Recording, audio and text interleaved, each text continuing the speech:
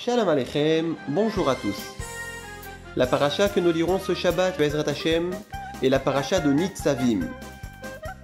Le Midrash affirme qu'en entendant la liste des 98 malédictions de la remontrance de la paracha de Kitavo, les Béné Israël étaient bouleversés et effrayés.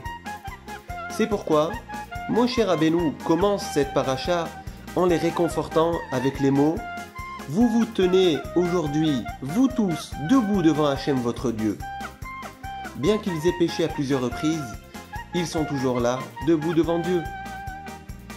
Mais une question se pose. Moshe Rabbeinu essayait-il de minimiser la sévérité de la punition divine? Ou proposait-il que ce n'était qu'une menace qui ne se réaliserait pas?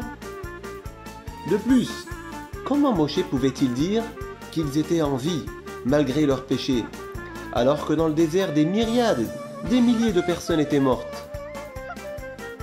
L'intention de Moshe était plutôt de garantir au peuple juif que le but des malédictions n'était pas de se venger pour leurs péchés, mais d'assurer leur survie en tant que nation.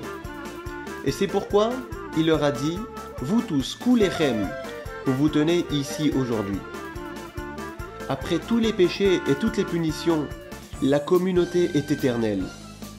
Le concept de mort n'existe pas s'agissant de la communauté ou du peuple tout entier.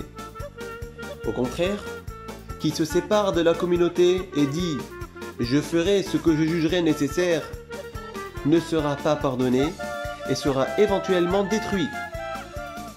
Notre relation avec Dieu n'existe que grâce à la communauté. La Torah n'a pas été donnée à des individus. Les alliances n'ont pas été contractées avec eux non plus. Notre relation avec Dieu n'existe qu'en tant que membre de la communauté juive. Sans lien avec le klal, il ne peut y avoir de lien avec Dieu et la Torah.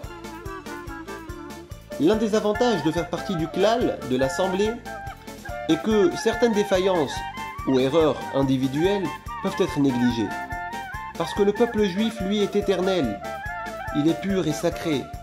C'est pourquoi il est avantageux de renforcer son lien avec le peuple. Mais attention, cela ne nous permettra jamais d'être libres d'agir comme bon nous semble.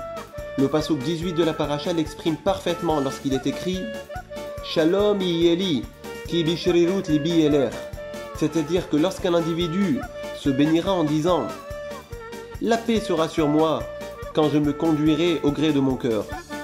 La paracha dit « Lo yove Hashem seloachlo » Hashem ne voudra pas lui pardonner. Bien que chaque individu doive s'inquiéter de son jugement personnel à Rosh Hashanah, mais en tant que membre de la communauté juive, nous nous habillons bien, nous nous coupons les cheveux et prenons des repas de fête comme un signe de confiance que Dieu nous exemptera et nous fera un miracle en nous offrant la vie. Les 10 jours de pénitence, Atzeret Yemei Teshuvah, sont des jours qui nous permettront d'intensifier notre lien avec Hachem à travers l'Assemblée d'Israël. La présence de Dieu se fait plus ressentir et chacun d'entre nous peut être assuré que ses appels à Dieu seront entendus autant que ceux de la communauté tout au long de l'année. Pendant ces 10 jours, l'individu et le klal Israël ne font plus qu'un. C'est pourquoi d'ailleurs le Hazan, le Shaliach Tzibour, c'est-à-dire l'officiant de Rosh Hashanah, ainsi que le Tokeya, le sonneur de chauffard, vont obtenir un pouvoir particulier, celui de représenter chacun des juifs présents à la synagogue. Alors, rapprochons-nous de la communauté, on a tout à y gagner. Shabbat Shalom et Shana Tova.